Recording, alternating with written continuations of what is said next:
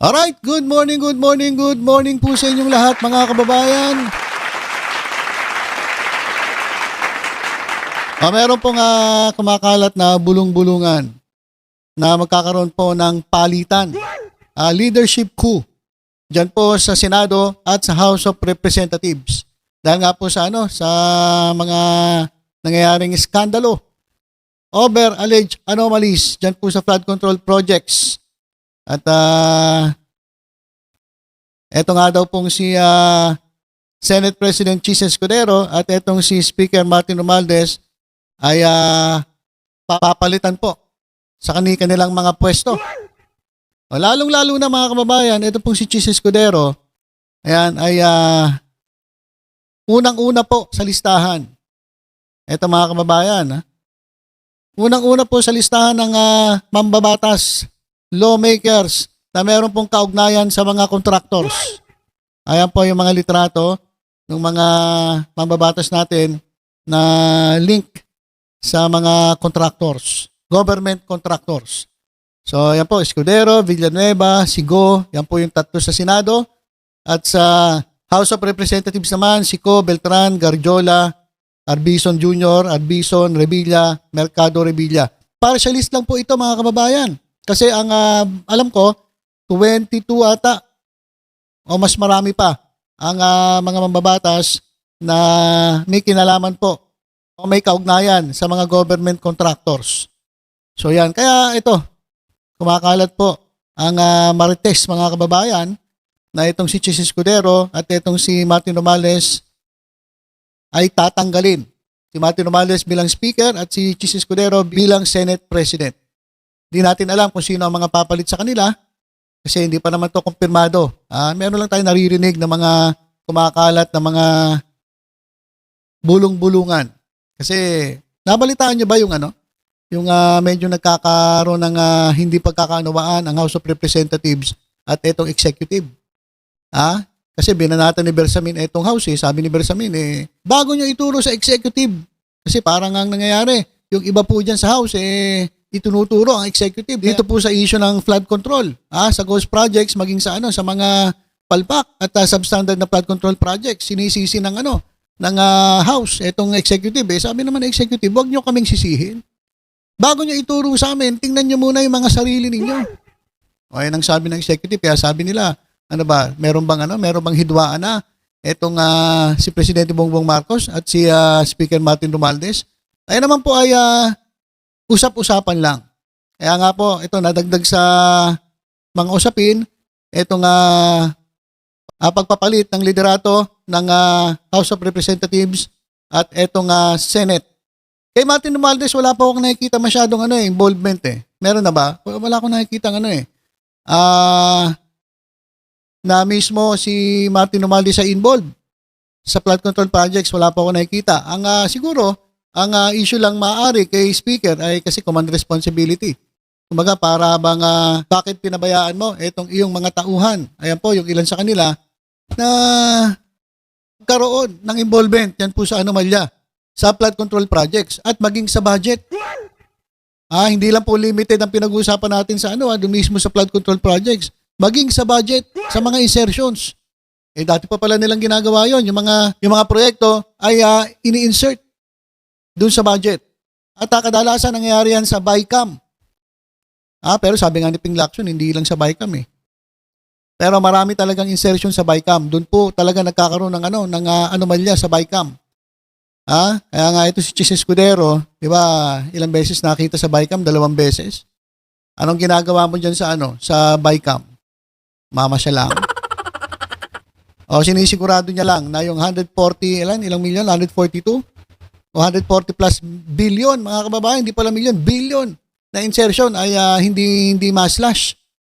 Sino ba makikinabang doon sa 145 plus na na billion na insertion ni Escudero? Siyempre siya. Tapos si Villanueva, kasama rin Sigo.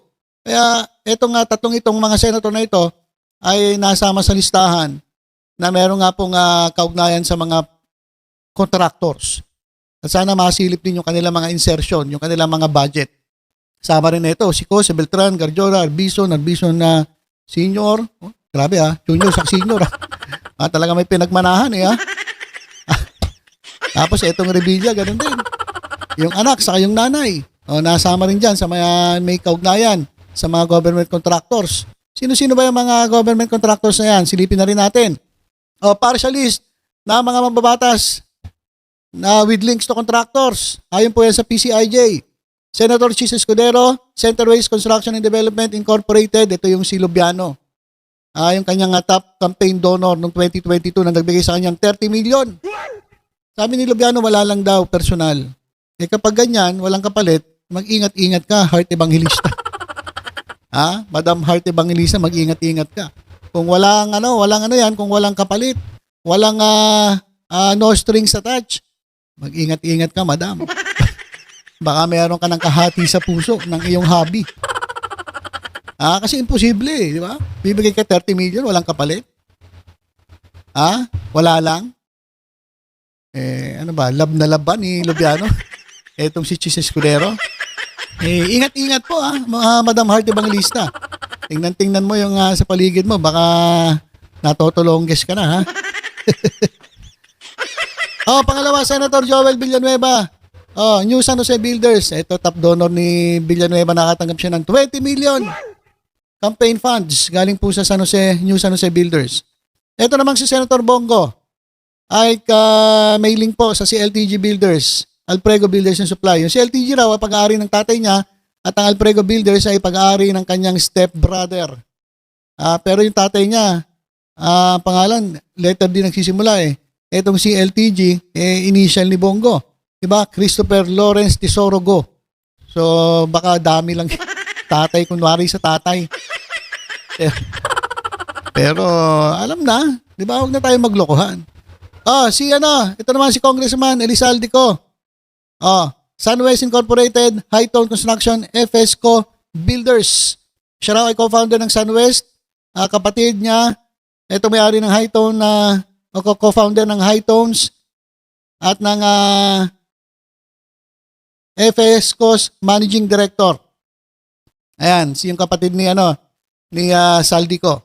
Sa panglima, Congressman Ferdinand Beltran, Third Star Builders Contractors. At siya mismo, ito matindi. Wala man lang dami. Siya mismo talaga ang nagmamanage ng kanyang kumpanya bilang isang kontraktor. Siya rin ay congressman. So, contractor. Contractor po. Itong si Ferdinand Beltran. Congressman Edwin Gardiola, Newington Builders, Laurel Development Corporation, ang Construction. At ito ay pag-aari ng kanilang pamilya. So siya po ay major, kasama po sa major shareholders. Congressman Munir Arbison Jr. At itong kanyang tatay na si Congressman Munir Arbison Sr. Ayan, parehas lang yan. Ni-Rains Construction and Supply Corporation. Related dito sa top shareholder na si Ash Shahid Arbison. Representative Jolo Revilla. Congressman Jolo Revilla. Ayan, Graia Construction Corporation. Ang top shareholder ay si Rebecca Bautista Ocampo, yung kanyang auntie. Ganun din si Lenny Mercado Revilla, Graia Construction Corporation, at sister-in-law niya, si Rebecca Bautista Ocampo.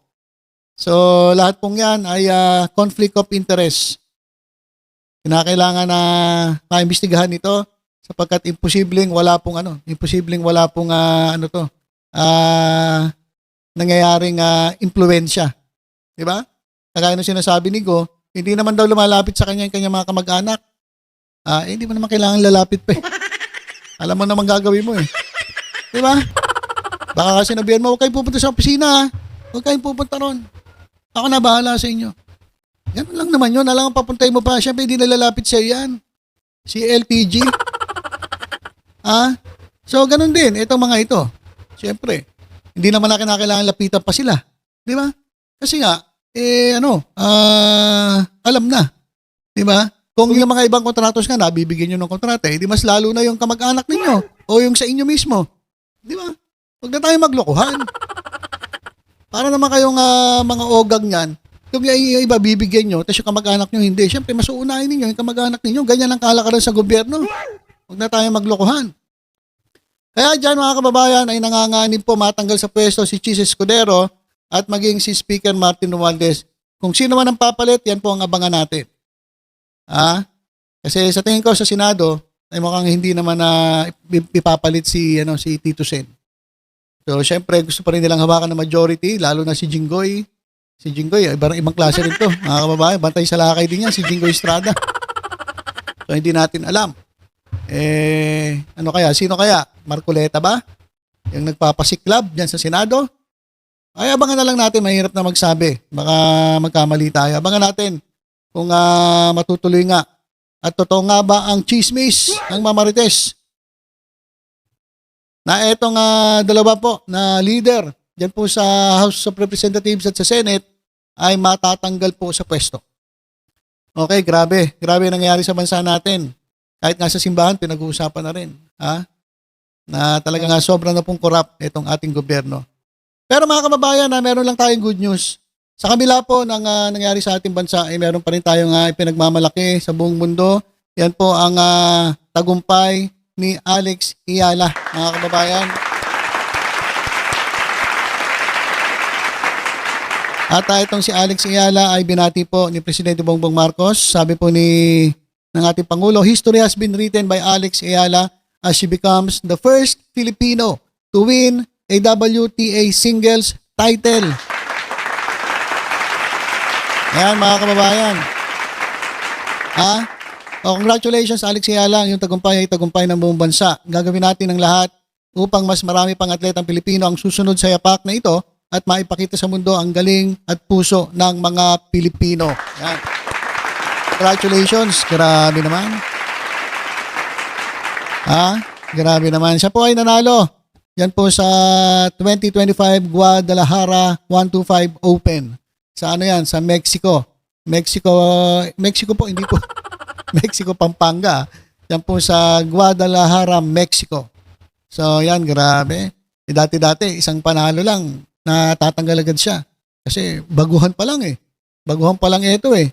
Sa bata pa nito, 19 years old. So talagang marami pang pababagsakin itong si Alex Ayala.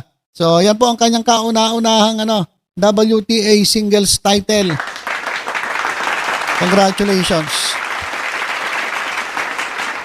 Alright. Okay, so yun lamang po muna mga kababayan. Basta tutok-tutok lang po kayo dito sa Batang Maynila. Sa iba pang updates, ingat po tayong lahat. God bless po.